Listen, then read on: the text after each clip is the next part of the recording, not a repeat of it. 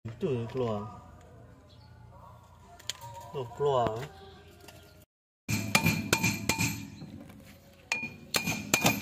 No. Pecah yang ini lagi ngebuka tu.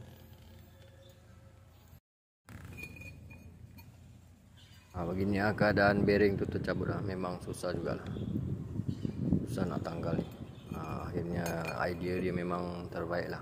Memang mantap orang cakap. Cuma terbalikkan drum tu. Lepas tu pasang dia punya skru. Ketuk sampai dia tercabut lah. Saya dengan dia gili-gili lah ketuk. Last kali dia ketuk dah tercabut lah. Lepas tu dia punya penutup untuk bearing tu dah terlekat kat sini. Ni satu kerja nak tanggalkan lagi. Kena buka dia punya brake shoe ni, baru ketuk lah sampai dia keluar lah.